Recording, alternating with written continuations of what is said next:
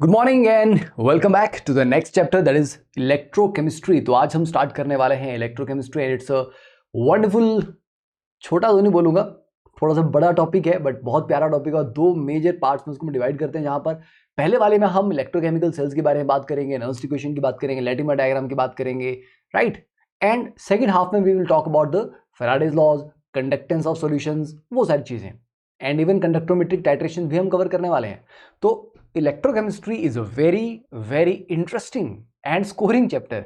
तो इसका फंडामेंटल आपने रिडॉक्स रिएक्शन में ऑलरेडी कवर कर रखे होते हैं, तो थोड़ा बहुत आइडिया आपको हाफ सेल्स के बारे में, ऑक्सीडेशन पोटेंशियल, रिडक्शन पोटेंशियल के बारे में ऑलरेडी थोड़ा बहुत आपको क्लैरिटी होती है। तो आई थिंक बाकी का जो भी है वो हम कवर कर लेंगे। You will understand everything, I will explain it in such a way कि अगर आपको चीज़ें भूली भी हैं तब भी आपको याद आ जाएंगी। तो just stay with me and yes, just smile and have some positivity, है ना। पूरे पॉजिटिव माइंडसेट के साथ हम शुरू करें इसको, और जितनी देर बैठेंगे पढ़ने उतनी देर हम कुछ एफिशिएंसी निकालेंगे, आउटपुट निकालेंगे, टाइम बर्बाद बिल्कुल नहीं करेंगे। ठीक है, चलिए तो शुरू करते हैं। एंड यस, कैनवस क्लासेस का टेलीग्राम ग्रुप जरूर ज्वाइन कर लीजिए, और आप मेरे को इंस्टाग्राम पे फॉलो कर सकते हैं अगर कभी जरूरत पड़ी बाद में कनेक्ट करने की। तो it's good to stay connected and starting with this beautiful quote, you will never be ready.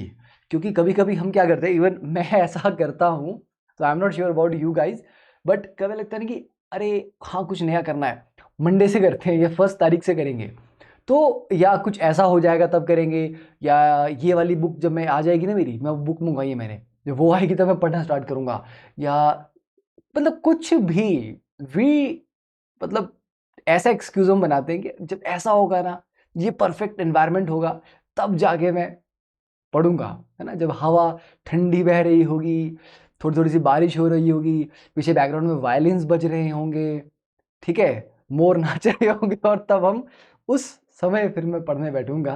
तो वैसा कभी नहीं होने वाला, राइट, वो सिर्फ फिल्मों में होता है।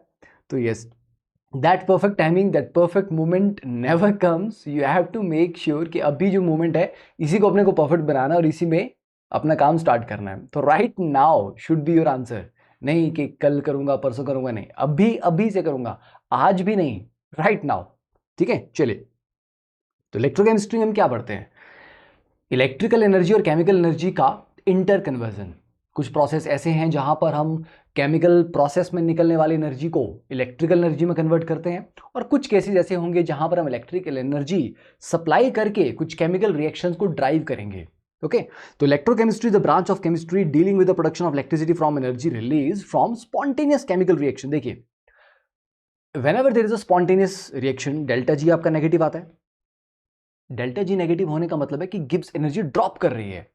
अब देखो, जब पानी ऊपर से नीचे गिरता है, तो आपके हाइड्रो इलेक्ट्रिक पावर प्लांट होते हैं, वहां पानी एक हाइट से नीचे गिराया जाता है, और उसकी जो पोटेंशियल एनर्जी थी वो काइनेटिक में कन्वर्ट होती है। उस काइनेटिक एनर्जी से हम टरबाइन को रोटेट करवाते हैं, राइट। तो मतलब एक फॉर्म ऑफ एनर्जी को दूसरे में कन्वर्ट कर रहे हैं। पर ये जो पानी ऊपर से नीचे गिरा, वो तो खुद गिरा ना, आपने तो उसको गिराने के लिए कोई धक्का नहीं लगाया, ठीक है। तो that was a spontaneous process. Wind turbines हैं, हवा खुद चलती है, there is a pressure difference, उसकी वजह से चलती है, बट आप तो नहीं वो प्रेशर डिफरेंस क्रिएट करने के लिए कहीं जाना पड़ता है ना, क्या पंखा लेके मतलब हवा में बैठे हो कि यार यार हवा चलाते हैं और तूफान लेके आते हैं। तो whenever there is a spontaneous process, delta G negative है, it means Gibbs energy is going to decrease, and let's say initial Gibbs energy 500 और अब वो 200 पे आ गई है। बेटे जो 300 अमाउंट ऑफ एनर्जी गई वो कहाँ गई? किसी फॉर्म में निकलेगी ना वो। तो यस, ये जो ड्रॉप आता है गिब्स एनर्जी का, उसको हम किसी एक तरीके से, एक डिवाइस या एक इक्विपमेंट के तरीके से इलेक्ट्रिकल एनर्जी में कन्वर्ट करेंगे, क्योंकि वो एनर्जी तो गई, या तो वो हीट की फॉर्म में ऐसे ही वेस्ट हो जाएगी, या हम उसको इलेक्ट्रिकल एनर्जी में कन्वर्ट कर सकते हैं। तो वो कन्वर्ट करने का जो तरीका, जो सेटअप हम बनाते हैं, उसको हम क्या बोलते हैं? गैल्वेनिक सेल, जो केमिकल एनर्जी को इलेक्ट्रिकल में कन्वर्ट करता है। ठीक है, तो किसी स्पॉन्टेनियस प्रोसेस में निकलने वाली एनर्जी को हम यहां पर इलेक्ट्रिकल एनर्जी में कन्वर्ट करते हैं। जैसे कि यहां पर क्या है, यहां पर हमारे पास ये कॉपर रॉड है, नहीं ये जिंक रॉड है, ठीक है, और जिंक रॉड, और यहां पर आपका कॉपर सल्फेट का सॉल्यूशन है। तो कॉपर सल्फेट का सॉल्यूशन ब्लू कलर का होता है, तो धीरे धीरे इसका कलर देखो फेड हो चुका है। क्यों? क्योंकि जिंक के ऊपर एक कॉपर की लेयर डिपॉजिट हो चुकी है। तो आपको पता है कि कॉपर का रिडक्शन पोटेंशियल ज्यादा है कॉपर 2 पॉजिटिव का, तो वो रिड्यूस हो जाता है और जिंक मेटल जो है वो धीरे धीरे क्या होगा, कोरोड होता चला जाएगा। तो यहां पर एक कंप्लीट इलेक्ट्रोकेमिकल या बोल देंगे कंप्लीट सेल रिएक्शन हो रहा है। जिंक की ऑक्सीडेशन हो रही है और कॉपर 2 पॉजिटिव आयंस की रिडक्शन हो रही है। अब आप बोलोगे सर रिएक्शन तो यहाँ पे कंप्लीट हो रहा है, अपने आप हो रहा है, इट्स स्पॉन्टेनियस, तो सर इसका भी डेल्टा जी नेगेटिव आएगा। यस आएगा। तो सर इससे हम इलेक्ट्रिसिटी निकालेंगे क्या? अब बेटा इस बीकर में जो एनर्जी चेंज हो रहा है उससे तुम एक बल्ब जला के दिखा सकते हो क्या? नहीं। क्यों? प्रॉब्लम ये है रिएक्शन कंप्लीट हो रहा है, यहाँ पे डेल्टा जी नेगेटिव है, इसका ई सेल कैलकुलेट करोगे वो भी पॉजिटिव आएगा। प्रॉब्लम इज जो एक्सचेंज हो रहा है इलेक्ट्रॉन्स का वो बहुत मतलब एटॉमिक लेवल पे हो रहा है, मतलब कुछ ज्यादा दूर तक ट्रेवल नहीं किसी को करना पड़ रहा। यहां से जिंक बाहर गया, 2 इलेक्ट्रॉन पीछे छोड़ गया, और कॉपर 2 पॉजिटिव आयंस आए, 2 इलेक्ट्रॉन्स को गेन करके रिड्यूस हो गए, राइट। तो पूरा का पूरा जो एक्सचेंज हो रहा है इलेक्ट्रॉन्स का, जो आदान प्रदान हो रहा है, that is across that boundary, इस बाउंड्री के, इस इंटरफेस के अबाउट हो रहा है। पर अभी यही चीज मैं बोलूं कि यार जिंक को अलग कंटेनर में रखता हूं, कॉपर सल्फेट को मतलब कॉपर रॉड को अलग रखता हूं, यहां से जिंक इलेक्ट्रॉन्स को ना दूसरे तक जाने के लिए ट्रेवल करना पड़ेगा। तो जब वो ट्रेवल करते हैं तो उस वायर में करंट आता है, उस करंट से तुम किसी भी मतलब अप्लायंस को चला सकते हो, बल्ब को जला सकते हो। तो प्रोसेस वही हुआ, बट यहां पर एक ही बीकर में दोनों चीजें हो गई, ऑक्सीडेशन और रिडक्शन। अब अगली बार मैं क्या करूंगा, दोनों को अलग अलग बीकर में करवाऊंगा, समझे? सो दैट इलेक्ट्रॉन्स को ट्रेवल करना पड़े दूर तक, जिससे कि वायर में करंट आएगा और उसी करंट से मुझे अप्लायंस अपने चलाने हैं।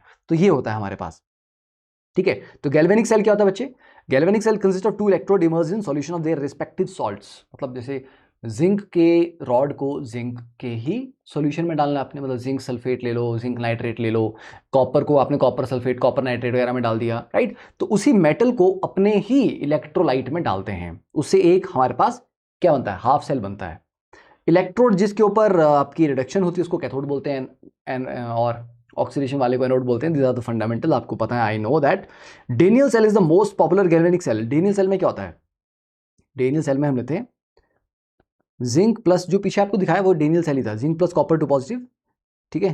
This gives you zinc 2 positive plus copper, तो ये आपका डेनियल सेल है। और इसका जो ई नॉट है वो कितना आता है, 1.1 वोल्ट का ये पोटेंशियल जनरेट करता है, ठीक है। ई सेल जनरेट करता है अंडर स्टैंडर्ड कंडीशंस। नाउ तो galvanic cell can also be constructed when a silver electrode dips into a solution of AgNO3। अब जरूरी तो नहीं है ना कि कॉपर और जिंक को लेके चलते रहोगे आप, अब सिल्वर को AgNO3 के सोल्यूशन में डाल दो, and a copper electrode dips into solution copper nitrate. तो प्रीवियस केस में क्या था कि जिंक ऑक्सीडाइज हो रहा था, क्यों? क्योंकि जिंक का आपको पता है, इन जनाब का जो SRP है जिंक का वो कितना होता है, -0.76, और कॉपर का जो SRP है वो कितना होता है, +0.34 वोल्ट। तो क्योंकि कॉपर 2 पॉजिटिव आयंस का SRP ज्यादा है तो ऑब्वियसली वो रिड्यूस होते हैं और जिंक को ऑक्सीडाइज होना पड़ता है। अब अगर आप सिल्वर को ले लेते हैं तो सिल्वर का रिडक्शन पोटेंशियल कितना है, 0.8 वोल्ट, कॉपर का 0.34 है, तो सिल्वर का ज्यादा है। अब सिल्वर रिड्यूस हो जाएगा, कॉपर को ऑक्सीडाइज होना पड़ेगा, तो अब कॉपर की रॉड जो वो ऑक्सीडाइज होती चली जाएगी, ठीक है। तो now in this case the 2 electrodes are connected by external circuit and salt bridge लगा है, तो अब सिल्वर रिडक्शन होगा because it has a higher SRP, standard reduction potential, ठीक है। और कॉपर की ऑक्सीडेशन होती है because it has a lower SRP, ठीक है। तो इट्स ऑल अबाउट कि किसका रिडक्शन पोटेंशियल ज्यादा है, जिसका ज्यादा होगा वो रिड्यूस होगा, और जिसका कम है वो ऑब्वियसली उसको ऑक्सीडाइज होना ही पड़ेगा, क्योंकि एक को ऑक्सीडाइज होना है, एक को रिड्यूस होना है, तभी तो आपका सेल बनेगा। नाउ सॉल्ट ब्रिज क्या करता है, चलो आपको पहले डायग्राम दिखा लेता हूं मैं, फिर हम सॉल्ट ब्रिज के बारे में बात करते हैं, ठीक है। अब देखो ये वही डेनियल सेल वाला डायग्राम है। देखो जिंक वाली जो रॉड थी उसको क्या हुआ, वो एनोड था, ठीक है। तो एनोड देखो ये कितनी यहां से मतलब पूरी पूरी it got eaten away, deteriorate हो गई है ना, it got eaten away, and copper का जो था उसके ऊपर और कॉपर डिपॉजिट होता चला जा रहा है। तो बेसिकली जिंक के एंड पे ऑक्सीडेशन हो रही है, ठीक है। तो जिंक धीरे धीरे किस में कन्वर्ट कर रहा है, जिंक 2 पॉजिटिव पे। अब बच्चे ये जो जिंक 2 पॉजिटिव में कन्वर्ट हुआ तो 2 इलेक्ट्रॉन छोड़े, वो 2 इलेक्ट्रॉन कहां जाते हैं, इलेक्ट्रॉन्स कभी भी सॉल्यूशन में नहीं जाते, they always stay on the metal, तो इलेक्ट्रॉन्स यहां रहे, ओके। और अब ये कॉपर यहां पर बोल रहा है, कॉपर 2 पॉजिटिव, कि यार मुझे रिड्यूस होना है तो मुझे वो 2 इलेक्ट्रॉन्स चाहिए। तो ये क्या करेगा, ये इलेक्ट्रॉन्स फिर यहां से ट्रेवल करके वहां जाएंगे और यहां ये कॉपर इनको गेन कर लेगा।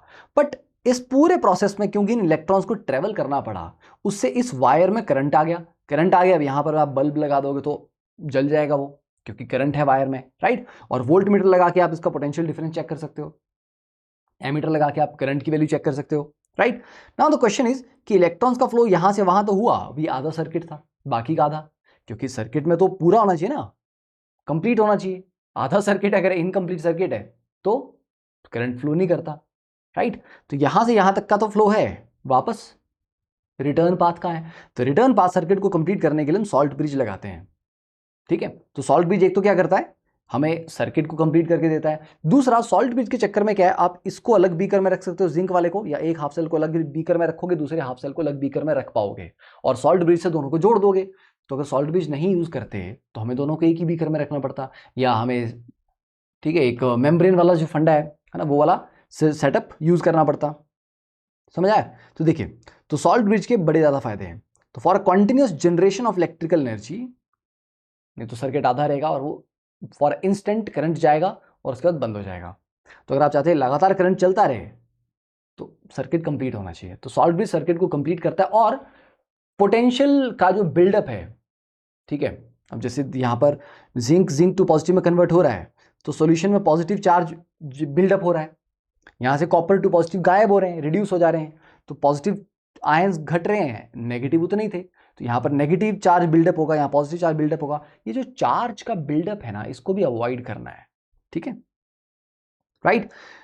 तो सॉल्ट ब्रिज क्या करता है, it brings about internal contact between electrodes, it minimize the liquid junction potential and minimizes polarization. और सॉल्ट ब्रिज के अंदर क्या क्या यूज किया जाता है, जो अगार अगार पेस्ट जिसको आप बोलते हैं, जेल टाइप का जो होता है, वो ऐसा होता है। देखिए, मैंने आपको बोला कि बेटा लेफ्ट वाले बीकर में पॉजिटिव चार्ज बिल्डअप हो रहा था, राइट वाले में नेगेटिव चार्ज बिल्डअप हो रहा था। तो पॉजिटिव चार्ज को न्यूट्रलाइज करने के लिए नेगेटिव आयन चाहिए, और नेगेटिव को न्यूट्रलाइज करने के लिए पॉजिटिव आयन चाहिए। तो सॉल्ट ब्रिज जो है वो जिस जगह पॉजिटिव चार्ज बिल्डअप हो रहा है वहां एनायन को भेजता है, और दूसरी जगह कैटायन को भेजता है, एंड सो दैट दोनों आयंस की जो मूवमेंट है, जो मोबिलिटी है, वो ऑलमोस्ट बराबर होनी चाहिए। ऐसा नहीं कि आप किसी भी इलेक्ट्रोलाइट को इस्तेमाल कर पाएंगे सॉल्ट ब्रिज में। हम ऐसा इलेक्ट्रोड लेते हैं, सॉरी ऐसा इलेक्ट्रोलाइट लेते हैं जिसके कैटायन और एनायन की स्पीड, जो मोबिलिटी है, दैट शुड बी कंपेरेबली, मतलब कंपेरेबल होनी चाहिए, ऑलमोस्ट सेम होनी चाहिए। तो KCl एक एग्जांपल है, KNO3 है, और NH4NO3 अमोनियम नाइट्रेट, ये 3 एग्जांपल्स हैं जिनका पेस्ट हम ले सकते हैं सॉल्ट ब्रिज में। ओके, चलिए अब इलेक्ट्रोड पोटेंशियल की बात करते हैं। What is potential? यार बच्चे में बहुत पोटेंशियल है ना। Potential something related to the ability, है ना, उसमें दम है, उसमें पोटेंशियल है, राइट। वैसे इलेक्ट्रोड की भी एक एबिलिटी होती है। कोई इलेक्ट्रोड ऑक्सीडाइज होना चाहता है इजीली एक पर्टिकुलर एनवायरनमेंट में, और कोई उसी एनवायरनमेंट में रिड्यूस होना चाहता है। तो किसी की ऑक्सीडेशन शो करने की टेंडेंसी रहती है, किसी की रिडक्शन शो करने की टेंडेंसी रहती है, राइट। ठीक है, देखिए, तो जब भी आप एक मेटल को उसी के इलेक्ट्रोलाइट में डिप करते हैं, मतलब जिंक को जैसे जिंक नाइट्रेट में डाल दिया, जिंक सल्फेट में डाल दिया, कॉपर को कॉपर नाइट्रेट है, कॉपर सल्फेट में डाल दिया, राइट, उसी मेटल को उसी के सॉल्यूशन में डिप कर दिया। देयर इज दो, मतलब क्या बोल रहा हूँ, देर आर 2 पॉसिबिलिटीज, या वहां पर 2 तरह की संभावनाएं हैं, है ना। There is 2 possibilities, like very bad mixture of Hindi and English. So देखो, अभी जो मेटल है, देर इज 1 पॉसिबिलिटी की ऑक्सीडेशन शो करे, और ये अब जरूरी नहीं है ये मेटल 2 पॉजिटिव ही बनाए, जस्ट फॉर एग्जांपल मैंने लिया, ये 1 पॉजिटिव भी बना सकते हैं, 3 पॉजिटिव, वो डिपेंड करता है कौन सा मेटल है। तो मान लेते हैं ये M2 पॉजिटिव बना रहा है और 2 इलेक्ट्रॉन पीछे मेटल रॉड पे छोड़ दिए, ये ऑक्सीडेशन। अगर ये ऐसा करता रहा तो आसपास के सॉल्यूशन में पॉजिटिव चार्ज बिल्डअप होता चला जाएगा, और रॉड के ऊपर नेगेटिव चार्ज बिल्डअप होता चला जाएगा, क्योंकि रॉड के ऊपर इलेक्ट्रॉन्स डिपॉजिट होते चले जाएंगे, राइट। यस, तो रॉड के ऊपर नेगेटिव चार्ज, आसपास पॉजिटिव चार्ज, तो एक तरह का क्या बन गया, ये पोटेंशियल डिफरेंस आ गया ना। एक नेगेटिव लेयर बन गई, पॉजिटिव लेयर बन गई, पोटेंशियल डिफरेंस आ गया उनके बीच में। पर ऐसा भी तो हो सकता है कि सॉल्यूशन में जो M2 पॉजिटिव आयंस थे वो उसके ऊपर जंप करके रिड्यूस हो जा रहे हैं, तो सॉल्यूशन से पॉजिटिव आयन घटते चले जाएंगे, तो सॉल्यूशन में नेगेटिव नेगेटिव बढ़ जाएगा, और क्योंकि वो रॉड के ऊपर जंप करके जा रहे हैं तो रॉड के ऊपर आपका पॉजिटिव चार्ज बढ़ता चला जाएगा, उल्टा। मतलब रॉड के ऊपर पॉजिटिव चार्ज भी आ सकता है, रॉड के ऊपर नेगेटिव चार्ज भी आ सकता है। अब आप बोलोगे सर हाँ, वो इस पर डिपेंड करता है कि इन दोनों में से कौन सा प्रोसेस हो रहा है। व्हाट इफ आई से कि दोनों ही हो रहे हैं, तो बोले सर ये तो फिर बड़ा कंफ्यूजिंग हो गया। यस बेटा, दोनों प्रोसेस होने की टेंडेंसीज होती हैं, पर ऑब्वियसली किसी एक की टेंडेंसी ज़्यादा स्ट्रांग होगी। तो अगर इस प्रोसेस की टेंडेंसी ज़्यादा स्ट्रांग है ऑक्सीडेशन की, तो मेटल के ऊपर नेगेटिव चार्ज बिल्ड होगा। अगर रिडक्शन की टेंडेंसी ज़्यादा स्ट्रांग है तो उसके ऊपर पॉजिटिव चार्ज बिल्ड होगा, राइट। तो मेटल इलेक्ट्रोड में एक्वायर, ठीक है, इसके ऊपर पॉजिटिव चार्ज भी आ सकता है, नेगेटिव चार्ज भी आ सकता है, डिपेंडिंग ऑन कि कौन सी टेंडेंसी स्ट्रॉन्गर है, मतलब उसका ऑक्सीडेशन वाला पोटेंशियल स्ट्रॉन्गर है या रिडक्शन वाला पोटेंशियल स्ट्रॉन्गर है। समझे, दोनों टेंडेंसी यहां पर पॉसिबल है। ठीक है, तो समझ आ गया आपको, यही कहानी यहां पर आपको समझानी थी। ये होता है इलेक्ट्रोड पोटेंशियल। जब किसी मेटल को उसी के इलेक्ट्रोलाइट में डिप किया जाता है तो उस मेटल और इलेक्ट्रोलाइट का जो इंटरफेस है, सॉलिड और लिक्विड जहां पर आपस में कांटेक्ट में आते हैं, वहां उसके अक्रॉस जो पोटेंशियल डेवलप होता है, क्योंकि एक तरफ मे बी पॉजिटिव चार्ज होगा और एक तरफ नेगेटिव चार्ज होगा, तो उसकी वजह से जो पोटेंशियल डिफरेंस बिल्डअप होगा, उस पोटेंशियल डिफरेंस को बोलते हैं इलेक्ट्रोड पोटेंशियल। ठीक है ना। अब ऑक्सीडेशन और रिडक्शन पोटेंशियल, जैसे कि मैंने आपको बताया, पोटेंशियल मींस टेंडेंसी, तो ऑक्सीडेशन पोटेंशियल का मतलब है टेंडेंसी टू गेट ऑक्सीडाइज्ड।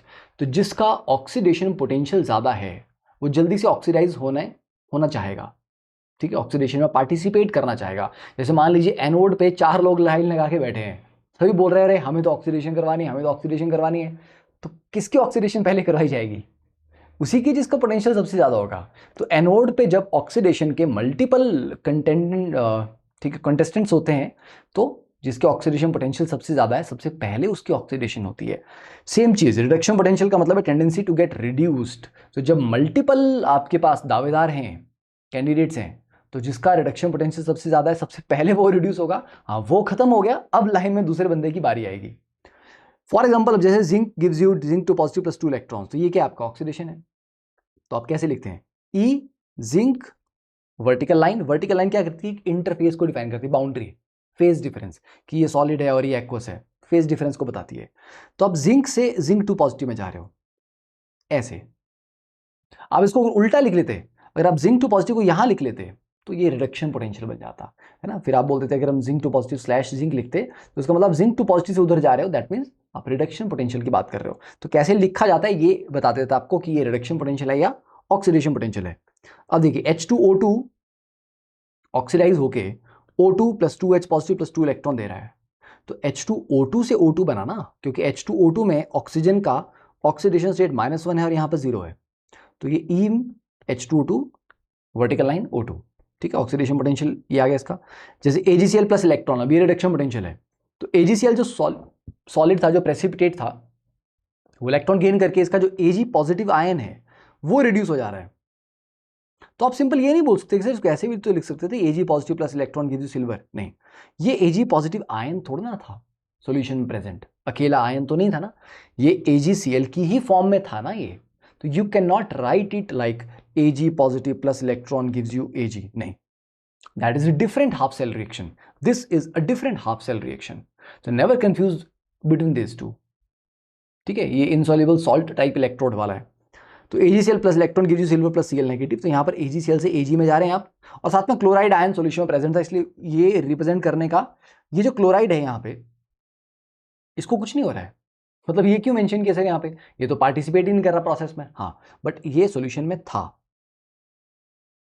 ठीक है, तो इसकी presence will affect the values, तो इसलिए ये मेंशन किया हुआ है। और जैसे Ag प्लस Cl नेगेटिव, अगर ये Ag ऑक्सीडाइज हो जाए Ag पॉजिटिव में, तो क्योंकि आसपास Cl नेगेटिव आयंस थे, तो जैसे वो Ag पॉजिटिव में कन्वर्ट होगा वो एकदम से AgCl बना देगा, तो आपको Ag पॉजिटिव नहीं मिलेगा प्रोडक्ट में, AgCl बन जाएगा इमीडिएटली, ठीक है। तो इसलिए यहाँ पर Cl नेगेटिव मेंशन करना जरूरी था, क्योंकि अगर ये Cl नेगेटिव नहीं होता तो प्रोडक्ट में ये जस्ट Ag पॉजिटिव बनता and the values would be different, तो अलग वैल्यूज आती, ओके। और ऑक्सीडेशन पोटेंशियल बेटा रिडक्शन पावर या रिड्यूसिंग पावर के डायरेक्टली प्रोपोर्शनल है। हायर द ऑक्सीडेशन पोटेंशियल मतलब जनाब दूसरे को क्या करेंगे, sorry, higher the oxidation potential मतलब खुद जल्दी ऑक्सीडाइज हो जाएंगे, खुद इलेक्ट्रॉन छोड़ देंगे, खुद छोड़ेंगे तो दूसरे से गेन करवाएंगे, तो दूसरे को रिड्यूस कर रहे हैं ना वो, तो जो जल्दी ऑक्सीडाइज होता है वो उतना अच्छा दूसरों को रिड्यूस करता है। तो higher oxidation potential means greater reducing power, higher reduction potential मतलब ग्रेटर ऑक्सीडाइजिंग पावर। तो इलेक्ट्रोड पोटेंशियल किस किस चीज पे डिपेंड करता है?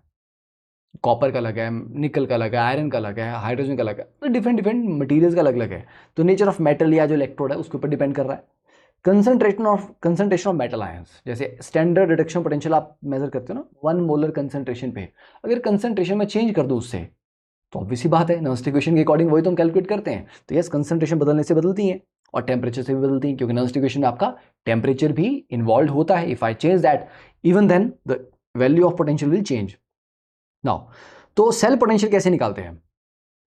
दो हाफ सेल होते हैं हमारे पास, एक ऑक्सीडेशन हाफ सेल एक रिडक्शन हाफ सेल, दोनों की पोटेंशियल को ऐड कर दो, E oxidation plus E reduction, simple. But by convention हमारे पास जो वैल्यूज दी होती हैं वो रिडक्शन पोटेंशियल की वैल्यू दी होती हैं। जो इलेक्ट्रोकेमिकल सीरीज है वो भी सारी रिडक्शन पोटेंशियल की वैल्यूज है। तो क्या हुआ, अगर रिडक्शन पोटेंशियल की वैल्यू x है तो ऑक्सीडेशन की -x हो जाएगी। यस, तो मैं कर सकता हूं, है ना, कि जो मेरा एनोड है उसका ऑक्सीडेशन पोटेंशियल लो और जो मेरा कैथोड था उसका रिडक्शन पोटेंशियल लो, दोनों को ऐड करो। यस, पर ये जो एनोड का ऑक्सीडेशन पोटेंशियल है इसको मैं ऐसे भी तो लिख सकता हूं ना, minus of E reduction potential of anode, क्योंकि ऑक्सीडेशन पोटेंशियल की वैल्यू अगर x है तो रिडक्शन पोटेंशियल की -x हो जाएगी, है ना, plus E reduction potential of cathode, right, ऐसे लिख सकता हूं उसको मैं।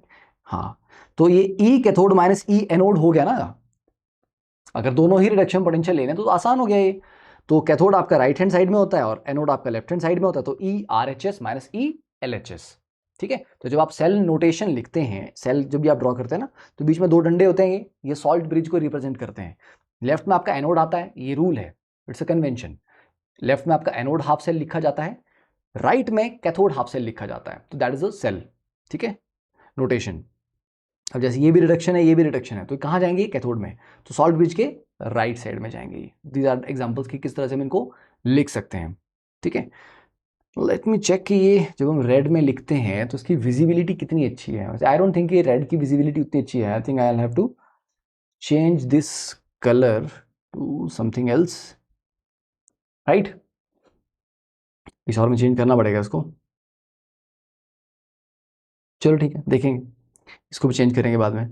ठीक है, the blue has a good visibility, yellow तो परफेक्ट है, मतलब ब्लैक के ऊपर, white is good, green is good, ठीक है, वायलेट इज गुड, रेड को चेंज करना पड़ेगा। चलो रेड को हटा के कुछ नया कलर लाते हैं रेनबो में। Now reversible and irreversible cells, जैसे नाम से पता लग रहा है कि एक को आप रिवर्स कर सकते हो, मतलब जो रिएक्शन हुआ उसको एग्जैक्टली उल्टा करवा सकते हो, और दूसरे में क्या है कि उसको एग्जैक्टली उल्टा नहीं करवाया जा सकता। तो for the cell to be termed as reversible, दो कंडीशन चाहिए हमें। On application of opposing EMF, जैसे अभी सेल चल रहा है, एक पर्टिकुलर डायरेक्शन में चल रहा है, ठीक है, और वो एक्स वोल्टेज जनरेट कर रहा है।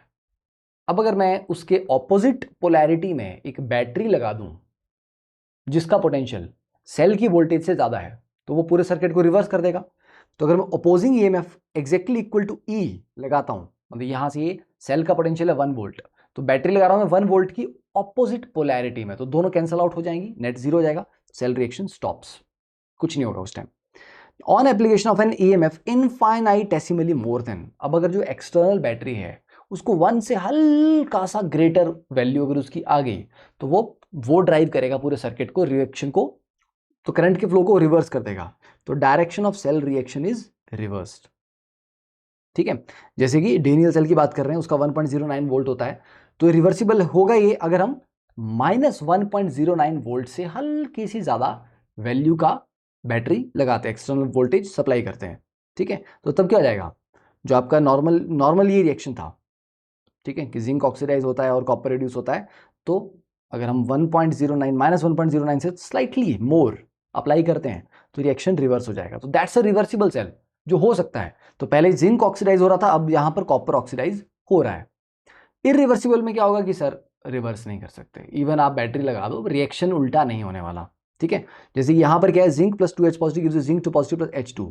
अब भाई साहब ये जो H2 गैस है ये आपको क्या लगा, आपके इंतजार में रुकेगी क्या? आप आओगे बैटरी लेके बाजार से और बैटरी लगाओगे उल्टा डायरेक्शन में और उसको रिवर्स करवाओगे? ये H2 तो उड़ गई, अब ये उड़ गई तो कहां से करोगे रिवर्स? ठीक है, ओके। तो electrochemical cells that do not satisfy these two conditions are said to be irreversible. For example, consider cell consisting of zinc and silver. ठीक है, electrode dipped in solution of sulfuric acid with the EMF. अब जैसे ये है, तो यहां पर क्या है, cell consisting of zinc and silver electrodes, zinc और सिल्वर दोनों ही थे और एसिडिक सॉल्यूशन था, तो H पॉजिटिव का SRP कितना होता है 0, जिंक का कितना होता है -0.76। तो ऑब्वियसली बात है जिंक ऑक्सीडाइज होना है, ठीक है। अब आप बोलोगे सर सिल्वर भी तो है, बट सिल्वर बेटा Ag पॉजिटिव की प्रेजेंस में थोड़ी ना है, इसको रिड्यूस होना है, वो तो ऑलरेडी सिल्वर मेटल की फॉर्म में है, तो उसको तो कुछ फर्क नहीं पड़ेगा, सिल्वर मेटल है वो, समझे। तो रिड्यूस यहां पर कौन होगा, H पॉजिटिव, ओके। हाँ, when opposing EMF is applied the cell reaction is not reversed but takes place as follows। अब opposing अगर आप करेंगे, उल्टा आपने कर दिया, अब आप रिएक्शन से इलेक्ट्रिसिटी जनरेट नहीं कर रहे हो, आप इलेक्ट्रिसिटी दे के रिएक्शन करवा रहे हो। तो देखिए अब क्या होगा, जो सॉल्यूशन में ऑलरेडी H पॉजिटिव है इसका SRP तो अभी भी 0 है, Ag का रिडक्शन पोटेंशियल कितना होता है +0.8। अब क्योंकि रिएक्शन को रिवर्स करना है तो ऐसा नहीं होगा कि जिंक जो है वो ऑक्सीडाइज हो रहा होगा, अब रिएक्शन तो रिवर्स हो जाएगा। तो आप क्या बोल रहे हो सर जिंक 2 पॉजिटिव वापस से जिंक में कन्वर्ट होगा, नहीं, अब जिंक 2 पॉजिटिव नहीं कन्वर्ट होगा क्योंकि उससे भी हायर पोटेंशियल वाली यहां पर स्पीशीज प्रेजेंट है, सिल्वर। सिल्वर यहां पर ऑक्सीडाइज हो रहा है। अब आप बोलोगे सर सिल्वर क्यों और ऑक्सीडाइज, सर उसका तो रिडक्शन पोटेंशियल हायर है ना, उसको तो रिड्यूस होना होता है, बेटा सेल उल्टा हो चुका है ना पोलैरिटी, अब जो होना होता था उसका बिल्कुल उल्टा हो जाएगा। तो यहाँ पर सिल्वर जनाब जो है वो ये ऑक्सीडाइज होंगे और H पॉजिटिव आपका रिड्यूस होगा, ठीक है। तो ऊपर वाला जो रिएक्शन था उसको एग्जैक्टली रिवर्स नहीं हुआ, तो that is why it is an irreversible cell. ना तो कन्वेंशन बताइए आपको, दो डिफरेंट फेज हैं, जैसे एक्वस और सॉलिड को या एक्वस और गैस को सॉलिड गैस को अगर सेपरेट करना होता है तो बीच में हम ये वर्टिकल लाइन या सेमीकोलन लगाते हैं, ठीक है। तो interface across which a potential develops is denoted as single vertical line या सेमीकोलन। देन लेफ्ट साइड में एनोड, राइट साइड में कैथोड, ये आपको बता दिया मैंने। ई सेल क्या होता है, right side reduction potential minus left side का reduction potential. Now let's talk about the reference electrode. देखिए रेफरेंस इलेक्ट्रोड किसी को भी ले सकते हो वैसे तो आप, फॉर एग्जांपल अभी जैसे जहां मैं बैठा हूं, टेबल की जो हाइट है it should be around I think 2.5 feet from the ground, okay. अगर मैं ग्राउंड को रेफरेंस ले रहा हूं तो उसकी हाइट 2.5 है। अब अगर मैं इस टेबल को रेफरेंस लूं और इससे ऊपर देखूं तो अभी अभी ये जो पॉइंट है, now it is 1 foot from the table, तो ग्राउंड से देखूंगा तो कितना आ जाएगा 3.5, राइट। तो रेफरेंस तो कुछ भी ले सकता हूँ ना, मेरी मर्जी में रेफरेंस क्या लूँ। तो रेफरेंस इलेक्ट्रोड तुम कुछ भी ले सकते हो, पर फिर भी जो स्टैंडर्ड है जिसके अकॉर्डिंग बाकी सारी वैल्यूज कैलकुलेट करके एक इलेक्ट्रोकेमिकल सीरीज बनाई गई है वो आपका स्टैंडर्ड हाइड्रोजन इलेक्ट्रोड। तो स्टैंडर्ड हाइड्रोजन इलेक्ट्रोड में क्या होता है, इस बीकर में हमने ये आपका प्लेटिनम वायर है, ठीक है। इस प्लेटिनम वायर में करंट फ्लो करेगा, है ना, दूसरी तरफ आपका दूसरा हाफ सेल लगा होगा, यस। यहां पर ये प्लेटिनम फॉइल है जिसके ऊपर फाइनली डिवाइडेड प्लेटिनम की कोटिंग कर रखी है, फाइनली डिवाइडेड प्लेटिनम, ताकि सरफेस एरिया बढ़े। सरफेस एरिया बढ़ेगा तो ज़्यादा सरफेस होगा तो ऑक्सीडेशन रिडक्शन जो भी होना उसको होने के लिए आसानी रहेगी, ज़्यादा सरफेस एरिया मिलेगा। यहाँ से हाइड्रोजन गैस की सप्लाई आ रही है और ये 1 मोलर H पॉजिटिव का सोल्यूशन है। अब वो H पॉजिटिव तुम H2SO4 डाल के बनाते हो, HCl डाल के बनाते हो, तुम्हारे ऊपर है, पर तुमने 1 मोलर H पॉजिटिव मेंटेन करना और टेम्परेचर 298 केल्विन मेंटेन करना है। अब देखो ये तुम्हारा स्टैंडर्ड हाइड्रोजन इलेक्ट्रोड था एक बीकर में, और दूसरे बीकर में तुम्हारा है कोई भी और मेटल का इलेक्ट्रोड है, कोई और हाफ सेल है, राइट। अब किसकी ऑक्सीडेशन होगी और किसकी रिडक्शन होगी, देखो सीधी सी बात है, जिसका SRP ज्यादा होता है वो रिडक्शन करेगा, वो कैथोड बनेगा, दूसरा वाले को एनोड बनना है। तो जब आप स्टैंडर्ड हाइड्रोजन इलेक्ट्रोड को किसी दूसरे के साथ कनेक्ट करते हो, अगर उसका SRP ज्यादा है तो ये जनाब फिर एनोड बनेंगे, और अगर उसका SRP कम है तो वो एनोड बनेगा, तो ये कैथोड बनेगा। तो ये स्टैंडर्ड हाइड्रोजन इलेक्ट्रोड कुछ भी बन सकता है डिपेंडिंग ऑन सामने वाला कैसा है ना। अब एक हट्टा कट्टा पहलवान है, उसके सामने एक दुबले पतले आदमी को ले आए तुमने, तो अब उसने उसको रिंग से उठा के बाहर फेंक दिया और वो जीत गया। अब तुमने उससे भी तगड़ा पहलवान ले आए तो वो उसको उठा के बाहर फेंक देगा, राइट। तो पीटने वाला और पिटने वाला कौन होगा ये डिपेंड करता है कि कॉम्बिनेशन आपने कैसा बनाया हुआ है, तो कौन एनोड बनेगा कौन कैथोड बनेगा वो भी इस पे डिपेंड करता है। तो स्टैंडर्ड हाइड्रोजन इलेक्ट्रोड जब एनोड होता है तो क्या होता है, तो ऑक्सीडेशन होनी है, तो ऑक्सीडाइज कौन होगा H2। ये जो H2 गैस है ये 2H पॉजिटिव में कन्वर्ट हो रही है, पर जब भी इसी को है तो ये H2 गैस 2H पॉजिटिव में कन्वर्ट हो रही है, 2 इलेक्ट्रॉन छोड़ रहा है, ये 2 इलेक्ट्रॉन यहां से ट्रेवल करके फिर दूसरी जगह जाएंगे, दूसरे हाफ सेल पे पहुंचेंगे, ओके। और जब ये कैथोड बनेगा तो दूसरी तरफ से आ रहे होंगे इलेक्ट्रॉन्स एनोड से, राइट। तो इलेक्ट्रॉन्स आ रहे होंगे तो यहां पर ये जो H पॉजिटिव है ये उनको गेन करके H2 में कन्वर्ट होगा। तो ये दो तरह के रिएक्शन आपके पॉसिबल है। बाकी जो रेफरेंस इलेक्ट्रोड्स हैं, क्विनोन, क्विन हाइड्रोन वगैरह, AgCl वगैरह, उनकी अभी बात नहीं करेंगे, because they are like for the regular discussion. जब प्रॉपर लेक्चर हम पूरा डिटेल में कवर कर रहे होते हैं, अभी हम उनके बारे में बात नहीं करने वाले। इलेक्ट्रोकेमिकल सीरीज, तो इस तरह से आपने एक रेफरेंस इलेक्ट्रोड को different different metal half cells के साथ रख के सबका वैल्यू कैलकुलेट करते गए आप, है ना। क्यों? क्योंकि रेफरेंस तो जीरो होता है। तो जब आपने ई सेल निकालना है तो ई राइट हैंड साइड माइनस ई लेफ्ट हैंड साइड। अब बेटा इनमें से राइट या लेफ्ट कोई एक तो आपका स्टैंडर्ड है, चाहे वो कैथोड बनेगा चाहे वो एनोड बने, कोई एक तो जीरो है ना। ये अगर कैथोड बन रहा है तो ये वाला जीरो हो जाएगा। तो जो ई सेल आपका जो पोटेंशियोमीटर या वोल्टमीटर रीडिंग दिखाएगा वो दूसरे हाफ सेल की वैल्यू मान ली जाएगी, क्योंकि एक हाफ सेल को हम जीरो मान लेते हैं। दैट इज द पॉइंट, ठीक है। तो फ्लोरीन सबसे स्ट्रॉन्ग ऑक्सीडाइजिंग एजेंट है क्योंकि इसका एसआरपी सबसे हाई है। तो फ्लोरीन क्या आपका, अच्छा नाउ द क्वेश्चन इज, कई बार बच्चे कंफ्यूज होते हैं, सर फ्लोरीन सबसे स्ट्रॉन्ग है या एफ नेगेटिव। अब ध्यान देना, जो ऑक्सीडाइजिंग एजेंट है वो दूसरों को ऑक्सीडाइज कर रहा है और खुद रिड्यूस हो रहा है। इस रिएक्शन में खुद रिड्यूस कौन हो रहा है? F2। तो F2 हुआ ना ऑक्सीडाइजिंग एजेंट, F नेगेटिव नहीं हो रहा है रिड्यूस इस रिएक्शन में, ठीक है। तो F2 इज, अरे फिर से मैंने रेड कलर ले लिया, F2 is strongest oxidising agent, right. और जैसे ये वैल्यूज गिरती जाएंगी, ये आपको नॉट एग्जैक्टली के सारी की सारी याद करनी है, पर फ्लोरीन का आपको पता होना चाहिए सबसे स्ट्रॉन्ग ऑक्सीडाइजिंग एजेंट है। एंड S28 वाला ये कर लेना, S28 2 negative plus 2 electron gives you 2 sulphate, ठीक है। ये दो इंपॉर्टेंट है। देन उसके बाद हाँ ऑक्सीजन वाला, ठीक है। इवन अगर MnO4 नेगेटिव कर लो तो सही रहता है, कई बार MnO4 नेगेटिव K2Cr27 की ऑक्सीडाइजिंग पावर को कंपेयर करना होता है, ठीक है। तो O2 plus 4 H positive plus 4 electron gives you 2H2। काम आता है कभी कभी ऑक्सीजन के लिए भी, रिडक्शन पोटेंशियल जो है इसका प्लस 1.23। एंड देन सिल्वर का आपको पता ही है प्लस 0.80, ठीक है। एंड कॉपर का आपको पता ही है प्लस 0.34, और सल्फेट का नहीं याद करने की जरूरत नहीं है, H पॉजिटिव सबको पता है जीरो होता है ना, ये वाला। देन निकल माइनस 0.25, आई थिंक काफ़ी रिएक्शन में आप देखेंगे, इसको पढ़ेंगे बार बार तो आपको याद हो ही जाएगा। कोबाल्ट का याद करने की उतनी ज़रूरत नहीं है, लेड सल्फेट का भी उतना नहीं, जिंक का आपको ऑलरेडी पता होता है, क्रोमियम का और Fe2 positive, Fe2 positive minus 0.44 और क्रोमियम का माइनस 0.74, ठीक है। एंड H2 का reduction potential H2 plus 2 electrons gives you H2 plus 2OH negative minus 0.83। तो O2 का रिडक्शन पोटेंशियल हो गया प्लस 1.23 और H2O का reduction potential plus 0.83, sorry minus 0.83, ठीक है। और लिथियम आपका क्या है? Strongest reducing agent. अब आप बोलेंगे सर लिथियम है कि लिथियम पॉजिटिव है? देखो जो मतलब हाँ ये पूछेंगे आप सर लिथियम है या लिथियम पॉजिटिव है। रिड्यूसिंग एजेंट दूसरों को रिड्यूस कर रहा है, खुद ऑक्सीडाइज हो रहा है। ऑक्सीडाइज पूरी रिएक्शन में कौन हो रहा है? हमारे सर कोई भी नहीं हो रहा है, तो रिडक्शन है, ऑक्सीडाइज तो कोई नहीं हो रहा है, ठीक है। उल्टा देख लो, उल्टे में लिथियम ऑक्सीडाइज होकर Li पॉजिटिव में कन्वर्ट होगा। अगर ऑक्सीडेशन पॉइंट ऑफ व्यू से मुझे देखना है तो I have to look backwards. तो लिथियम की ऑक्सीडेशन हो रही है, तो लिथियम इज गेटिंग ऑक्सीडाइज, तो lithium is the strongest reducing agent. तो ये कई बार बच्चे यहां पर गलती करते हैं कि रिएक्शन में इधर वाली टर्म या उधर वाली टर्म, कौन सी टर्म है ऑक्सीडाइजिंग एजेंट और कौन सी रिड्यूसिंग एजेंट, यही गलती कर जाते हैं, समझे। तो ये बड़े ध्यान से रखना, इस पे कई बार क्वेश्चन पूछा गया हुआ है, कई बार। Now next is the application of electrochemical series, ठीक है। थोड़ा सा पार्ट अभी ये है, इसको करते हैं कवर।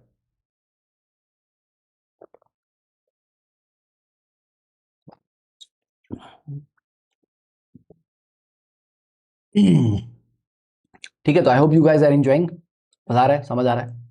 देखो एप्लीकेशन ऑफ इलेक्ट्रोकेमिकल सीरीज, देखो जो आपका ऊपर है ना यहाँ पे, उसका रिडक्शन पोटेंशियल हायर है। मींस जैसे मैं मान लो अगर मैं इन दो का कॉम्बिनेशन लेता हूँ, या इन दोनों का नहीं, इन दोनों का कॉम्बिनेशन लेता हूँ मैं, कैडमियम का और जिंक का, तो बेटा रिडक्शन पोटेंशियल हायर किसका है? कैडमियम का। तो वो कैथोड बनेगा, यस, नीचे वाला एनोड बनेगा। एनोड वाला ऑक्सीडाइज होता है, तो जिंक की जो रॉड होगी उसको ऑक्सीडाइज होना पड़ेगा, और कैडमियम 2 पॉजिटिव आयन जो वो रिड्यूस होंगे। ओके, तो मतलब जिंक ऑक्सीडाइज होकर इलेक्ट्रॉन सप्लाई करेगा और कैडमियम 2 पॉजिटिव रिड्यूस होकर कैडमियम बन के निकल जाएगा। तो नीचे वाला जो है वो ऊपर वाले को डिस्चार्ज करता है कि भैया तू इलेक्ट्रॉन्स ले ले और निकल जा, बाहर निकल जा, डिस्प्लेस कर देता है। तो नीचे वाला ऊपर वाले को डिस्प्लेस करता है, समझे? कहां से? सॉल्यूशन से, क्योंकि उसको रिड्यूस कर देगा, रिड्यूस करेगा तो वो मेटल बन के बाहर निकल जाएगा mostly. I am not saying कि एवरीथिंग मेटल ही बनती है, पर जैसे H पॉजिटिव उसको H2 बना के निकाल दिया, Cl नेगेटिव को Cl2 बना के निकाल दिया, सॉरी पर वो तो ऑक्सीडेशन है, हाँ उसकी बात नहीं कर रहे, ठीक है। तो नीचे वाला ऊपर वाले को डिस्प्लेस करता है मेटल की अगर हम बात करें, राइट। तो पहली बात है इलेक्ट्रोकेमिकल सीरीज आपको ये बताती है कि ऑक्सीडाइजिंग और रिड्यूसिंग एजेंट कौन है। इनके एसआरपी से आप बता सकते हैं किसकी ऑक्सीडाइजिंग और रिड्यूसिंग पावर कितनी है। ईएमएफ, अब दोनों हाफ सेल की वैल्यू आपको पता है, तो ई सेल क्या होता है? E cathode minus E anode. To compare the reactivities, अरे यार जितना ज्यादा नेगेटिव होता है ना उतना ही ज्यादा इलेक्ट्रो पॉजिटिव कैरेक्टर, मतलब उतनी जल्दी वो इलेक्ट्रॉन छोड़ना चाहते हैं। तो जैसे लिथियम बहुत जल्दी, सबसे जल्दी इलेक्ट्रॉन छोड़ देगा, उसके बाद पोटेशियम है, फिर कैल्शियम है, फिर सोडियम है। तो ये जो नीचे वाले मेटल्स है ना, जितना ज्यादा नेगेटिव होगा स्टैंडर्ड रिडक्शन पोटेंशियल, मतलब उतनी जल्दी वो रिएक्ट करना चाहता है। और किस तरीके से? इलेक्ट्रॉन छोड़ के। और जितना पॉजिटिव होगा वो भी उतनी जल्दी रिएक्ट करना चाहता है, पर इलेक्ट्रॉन गेन करके। तो हायर वैल्यू ये बताती है कि यार बहुत रिएक्टिव है पर गेन करने के लिए रिएक्टिव है, और नेगेटिव वैल्यू बताती है कि भैया बहुत रिएक्टिव है पर लूज करने के लिए है, ठीक है। तो उनकी रिएक्टिविटी का आपको आइडिया लगता है, ठीक है, कि कौन गेन या लूज करने वाला है। देन अब हाइड्रोजन को डिस्प्लेस करना है, H positive plus electron gives you half H2 बना के निकालना बाहर। तो मैंने कहा नीचे वाला ऊपर वाले को डिस्प्लेस करता है, तो H पॉजिटिव की वैल्यू 0 है, तो जो भी उससे नीचे मतलब जो नेगेटिव वाले हैं वो H पॉजिटिव को एसिड के सॉल्यूशन से डिस्प्लेस कर सकते हैं, ठीक है। तो कौन से मेटल एसिडिक सॉल्यूशन से H2 को डिस्प्लेस कर देंगे? जो उससे नीचे हैं, ठीक है। स्पॉन्टेनिटी के बाद अब ई सेल जब आपका पॉजिटिव होता है, सॉरी मैंने 0 लिख दिया, ई सेल जब आपका पॉजिटिव होता है बेटा, तो उसका मतलब है कि रिएक्शन हो जाएगा। और सर अगर ई सेल नेगेटिव आ गया हमारा तो इसका मतलब नहीं कि रिएक्शन नहीं होगा, इसका मतलब है कि तुम जो सोच रहे थे वो नहीं होगा। तुमने 2 बीकर लिए, 2 हाफ सेल लिए, उनको जोड़ दिया, मे बी जिसको तुम कैथोड मान रहे हो वो एक्चुअली एनोड था। तुम्हारे मानने से क्या होता है? रिएक्शन तो वही उसी तरीके से होगा ना, हायर टू लोअर फ्लो चलता है, तो जिसका हायर रिडक्शन पोटेंशियल होगा वो कैथोड बनेगा, लोअर वाला एनोड बनेगा। तुम्हारे मानने से कुछ नहीं होता। तो अगर तुम्हारा ई सेल नेगेटिव आ रहा है, इसका मतलब तुमने जिसको कैथोड माना था वो एनोड था, तो तुम्हारा है ना, तुम्हारी जजमेंट गलत थी। ऐसा नहीं रिएक्शन नहीं होगा, रिएक्शन होगा, पर जो तुम सोच रहे थे उससे उल्टा हो रहा होगा, इसलिए तुम्हारा ई सेल नेगेटिव आ रहा है। तो अब जो कैथोड सोचा था आपने उसको एनोड बना लो, एनोड वाले को कैथोड बना लो, देख लो ई सेल पॉजिटिव आ जाएगा। और ई सेल 0 है, 0 का मतलब फिर कुछ नहीं है, कोई पोटेंशियल डिफरेंस ही नहीं है दोनों के बीच में। जब पोटेंशियल डिफरेंस ही नहीं होगा तो फ्लो ऑफ इलेक्ट्रॉन्स क्यों होगा भैया? तो फ्लो ऑफ इलेक्ट्रॉन सिर्फ पोटेंशियल डिफरेंस को 0 करने के लिए होता था। Whenever there is a difference of potential, उसको 0 पे लाने के लिए इलेक्ट्रॉन्स फ्लो करते थे, राइट। जब पोटेंशियल डिफरेंस ही नहीं है तो क्यों फ्लो करेंगे? अब देखो बेसिकली 4 एग्जांपल मैंने आपको दिए हुए हैं। तो इसका हायर है, इसका थोड़ा सा लोअर है, और लो और लो है, तो मैंने कहा नीचे वाला ऊपर वाले को डिस्प्लेस कर सकता है। तो मतलब आप ऐसा लिख सकते हैं, जिंक कैन डिस्प्लेस, जिंक सबसे नीचे है ना, तो अपने से ऊपर तीनों को डिस्प्लेस कर देगा वो। किन किन को? कैटायंस को, उन्हीं को तो रिड्यूस करेगा। तो जिंक कैन डिस्प्लेस किस किस को कर लेगा? निकल 2 positive, H positive and copper 2 positive, तीनों को डिस्प्लेस कर देगा, ओके। और निकल अपने से ऊपर 2 वालों को, तो निकल can displace H positive and copper 2 positive. और वैसे ही H2 can displace copper 2 positive, ऐसे, ठीक है। तो सोचो कि नीचे वाले का कंटेनर है, मतलब जिंक का कंटेनर है, उसमें कॉपर 2 पॉजिटिव आयंस है। अगर जिंक का कंटेनर है उसमें कॉपर नाइट्रेट या कॉपर का कोई भी सॉल्यूशन है, कॉपर 2 पॉजिटिव आयंस है, तो बेटा नीचे वाला तो ऊपर वाले को डिस्प्लेस कर देगा, तो जिंक धीरे धीरे धीरे धीरे ऑक्सीडाइज होता चला जाएगा और कॉपर को रिड्यूस करता चला जाएगा, तो तुम्हारा जो कंटेनर है वो तो करोड हो जाएगा। तो नीचे वाले का कंटेनर नहीं बनाते कभी भी, तो नीचे वाले के कंटेनर में ऊपर वाले का सोल्यूशन ही रखते, है ना। तो जिंक के कंटेनर में कॉपर का 2 पॉजिटिव का सोल्यूशन नहीं डाल सकते आप, निकल 2 पॉजिटिव का सोल्यूशन नहीं डाल सकते आप, H पॉजिटिव का सोल्यूशन नहीं डाल सकते, ओके। बट हाँ, कॉपर के कंटेनर में तुम जिंक 2 पॉजिटिव का सोल्यूशन रख लो, H पॉजिटिव का रख लो, निकल 2 पॉजिटिव का रख लो, चलेगा। तो ऊपर वाले का कंटेनर बनता है और नीचे वाले का सोल्यूशन रखा जा सकता है उसमें, उल्टा नहीं होता। ठीक है, now comes the Nernst equation. What's the need of Nernst equation? जब आप ई नॉट सेल निकालते थे तो आप करते थे E naught right hand side minus E naught left hand side, और ये ई नॉट की वैल्यू आपको मिल जाती थी इलेक्ट्रोकेमिकल सीरीज से. पर ये जो ई नॉट है इट्स स्टैंडर्ड, मतलब कंसंट्रेशन 1 मोलर होनी चाहिए, टेम्परेचर आपका फिक्स स्टैंडर्ड होना चाहिए, है ना. What if the concentration is not standard, what if the temperature is not standard, तो क्या करोगे? तभी तो ई सेल तो निकालना है ना. तो जब नॉन स्टैंडर्ड कंडीशंस के लिए हमें ई हाफ सेल भी निकालना हो या पूरे सेल का निकालना हो, तब हम नर्स्ट इक्वेशन यूज करते हैं. तो आपने ये वाली इक्वेशन थर्मोडायनेमिक्स से पढ़ी, delta G is equal to delta G naught plus 2.303 RT log Q, और delta G is equal minus N F E. ठीक है, तो delta G naught is equal minus N F E naught plus 2.303 RT log Q. अब n F से divide कर दो, मतलब minus N F से डिवाइड कर दो, तो E is equal to E naught minus 2.303 RT upon N F log Q. तो यहां पर अगर मैं टेम्परेचर को 298 केल्विन पुट करूं, फेराडे को 96,500 कूलम पुट करूं, तो बेटा ये बनता है E is equal to E naught minus 0.0591 divide by N log Q. What is this Q? Reaction quotient. मतलब जैसे मेरे पास रिएक्शन था zinc plus copper two positive, ठीक है, gives you zinc two positive plus copper, right. 25 के लिए क्यू क्या लिखोगे आप? प्रोडक्ट की कंसंट्रेशन. अब जो मेटल है उनको तो मेंशन नहीं करते ना, जो सॉलिड है जैसे कॉपर और जिंक सॉलिड है उनको मेंशन नहीं करेंगे. तो प्रोडक्ट में क्या है? जिंक टू पॉजिटिव, तो याद आएगा जिंक टू पॉजिटिव की concentration divide by copper two positive की कंसंट्रेशन. तो कई बार बच्चे इसमें भी कंफ्यूज होते हैं, सर नर्स्ट इक्वेशन में यहाँ पर क्या लिखना है सर, ऊपर क्या आएगा नीचे क्या आएगा? अरे नालायको, क्यू होता है ये. तो you need to have the net cell reaction, और उस रिएक्शन से तुम रिएक्शन कोशेंट का एक्सप्रेशन लिखो और उसको यहां पर पुट करो. रटना नहीं, ऑक्सीडाइज फॉर्म, रिड्यूस फॉर्म, वैसे करके कौन ऊपर रहेगा कौन नीचे रहेगा, क्यों रटना है? ठीक है, फिर आप बोलोगे नहीं सर रट के इजी लगता है ना सर, ऑक्सीडाइज रिड्यूस फॉर्म की फॉर्म में रट लेंगे उसको, हम वो पुट करके चले जाएंगे, पर गलती करोगे. अब जैसे ये है, ये रिएक्शन है, ठीक है. अच्छा रुको, पहले ये वाला देख लो. इक्विलिब्रियम जब आ जाता है तो ई सेल जीरो हो जाता है और क्यू इज इक्वल टू के हो जाता है, तो ये ई जीरो हो जाएगा, क्यू तुम्हारा के बन जाएगा, तो ये रीअरेंज करके E naught is equal to plus 0.0591 upon N log of K equilibrium. तो यहां से तुम इक्विलिब्रियम कांस्टेंट भी निकाल सकते हो अगर ई नॉट पता है. और ई नॉट कहां से पता लगेगा? तुम्हारे पास इलेक्ट्रोकेमिकल सेल का, मतलब वो हाफ सेल्स का डेटा होगा, वहां से निकल जाएगा. अब अगर इस इक्वेशन के लिए तुम नर्स्ट इक्वेशन लिखो, और क्योंकि ये हाफ सेल है तो मैं इसको ई सेल नहीं बोलूंगा, तो E is equal to E naught minus 0.0591 divide by, तुम बोलोगे 5 इलेक्ट्रॉन्स हैं, तो ये जो एन है ये नंबर ऑफ इलेक्ट्रॉन्स होता है बैलेंस्ड इक्वेशन में, ये 5 दिख रहे हैं क्योंकि हाफ सेल है.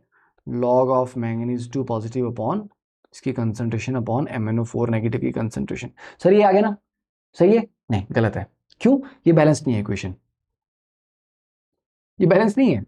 तो यहां पर बैलेंस करने के लिए क्या करोगे? MnO4 negative plus 8H positive plus 5 electron gives you Mn2 positive plus 4H2. I think यही होता है ना, 4 4 4, हाँ ठीक है ये है.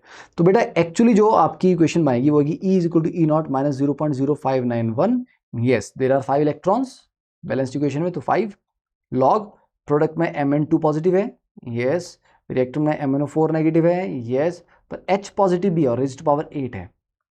तो अगर आपने बैलेंस नहीं किया होता तो आपको ये वाली टर्म नहीं मिलती और आप इक्वेशन गलत लिखते. तो ऑलवेज रिमेंबर बैलेंस्ड इक्वेशन होनी चाहिए. अगर हाफ सेल है बैलेंस करके लिखो नर्स्ट इक्वेशन, और अगर फुल सेल दिया है, मतलब सेल रिएक्शन पूरा दिया है, तो ऑलरेडी वो बैलेंस्ड ही है, ठीक है.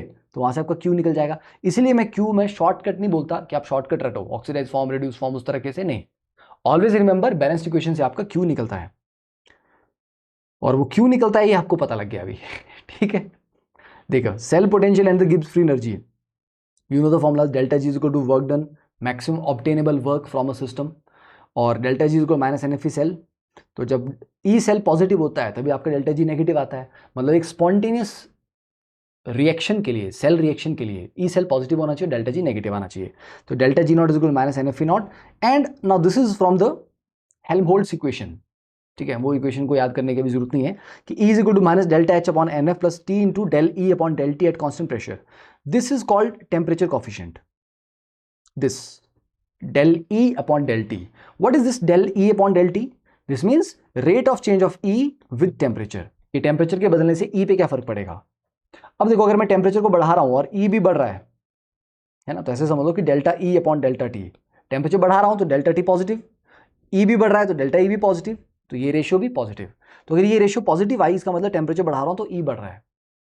बट अगर मैं टेम्परेचर बढ़ा रहा हूँ और ई घट रहा है तो ये जो डेल्टा ई है या जो डेल ई है ये नेगेटिव हो जाएगा डिवाइड बाय पॉजिटिव। तो अगर ये नेगेटिव आ रहा है टेम्परेचर कोएफिशिएंट तो मतलब ई घटता है टेम्परेचर बढ़ाने से, मतलब रिएक्शन फॉरवर्ड नहीं जा रहा है, उल्टा पीछे आ रहा है। तो वो रिएक्शन एक्सोथर्मिक है, वो टेम्परेचर बढ़ाने से आगे नहीं जाएगा, वो घटाने से जाएगा। तो जब ई बढ़ेगा टेम्परेचर के साथ तो वो रिएक्शन एंडोथर्मिक है, तो आसपास एनर्जी एब्जॉर्ब करेगा, तो रिएक्शन जो सोल्यूशन है वो ठंडा होगा क्योंकि एंडोथर्मिक है, एनर्जी एब्जॉर्ब कर लेगा वो हीट। और अगर ई घट रहा है आपका टेम्परेचर बढ़ाने से तो रिएक्शन एक्सोथर्मिक है, हीट रिलीज करेगा, सोल्यूशन में हीट जाएगी तो सोल्यूशन का टेम्परेचर बढ़ेगा, तो सोल्यूशन विल वार्म अप। और जीरो है तो उसका मतलब टेम्परेचर का कोई फर्क नहीं पड़ रहा उसको, delta H is equal to minus N F E, क्योंकि ये वाली टर्म जीरो हो जाएगी, delta H is equal to minus N F E. तो ये है टेम्परेचर कोएफिशिएंट के रिलेशन, ये वाली इक्वेशन आपको पता ही है, राइट। ओके चलो, तो क्वेश्चन नंबर 1 और योर होमवर्क, मतलब इसके बाद नेक्स्ट लेक्चर में डिस्कस करेंगे। Then question number 2 simple question है, क्वेश्चन नंबर 3 तीन प्यारे से क्वेश्चन हैं, उसके बाद कंसंट्रेशन सेल्स।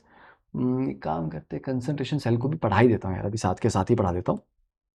देखो अब जैसे कंसंट्रेशन सेल की बात हो रही है, कंसंट्रेशन सेल में अब पीछे आप पढ़ते आए कि एक तरफ जिंक था, कॉपर था, सिल्वर था, दो अलग अलग स्पीशीज थी। कंसंट्रेशन सेल में दोनों हाफ सेल में सेम स्पीशीज होती है। जैसे जैसे यहाँ देखो, एनोड में भी क्या है, सिल्वर हाफ सेल, कैथोड में भी सिल्वर है। सर दोनों अगर सेम है तो कैसे होगा रिएक्शन? क्योंकि हमें इससे नहीं मतलब कि दोनों में कौन सी स्पीशीज है, हमें मतलब है पोटेंशियल डिफरेंस होना चाहिए। जैसे पानी तब फ्लो करता है एक जगह ऊपर और एक जगह नीचे है ना, हाइट का डिफरेंस होगा तभी तो पानी फ्लो करेगा ना, राइट। तो जब पोटेंशियल डिफरेंस होगा तभी सेल आपका काम करेगा। और आपको पता है कि नर्स्ट इक्वेशन बोलती है कि से पता लग जाता है मैं नर्स्ट इक्वेशन से कि कंसंट्रेशन में चेंज करता हूं तो पोटेंशियल चेंज होता है।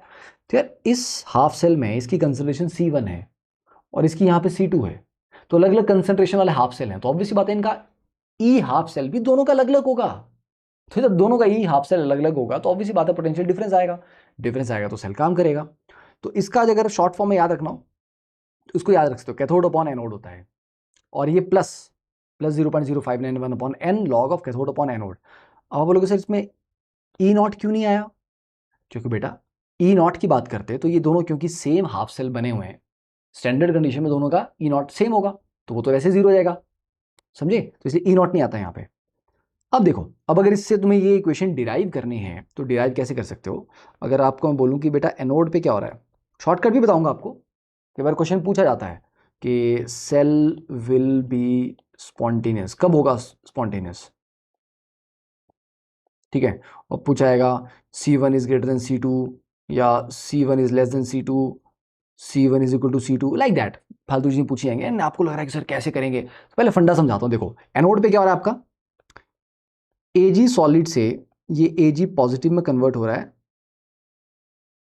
और रुको इसको यहाँ पे C1 लिखते हैं, C1 प्लस इलेक्ट्रॉन। और कैथोड पे क्या हो रहा है, कैथोड पे जो Ag पॉजिटिव C2 वाला था वो इलेक्ट्रॉन गेन करके सिल्वर में कन्वर्ट हो गया। ओके, ऐड कर लो दोनों को, हाफ सेल को, तो Ag positive C2 is getting converted into Ag positive C1। तो अगर मैं इसका इनवर्स इक्वेशन लिखता हूं तो E is equal to E naught वैसे ही जीरो आपका, माइनस 0.0591 अपॉन एन आपका 1 आ गया, लॉग ऑफ प्रोडक्ट में कितना है आपका C1 और रिएक्टर में कितना है C2।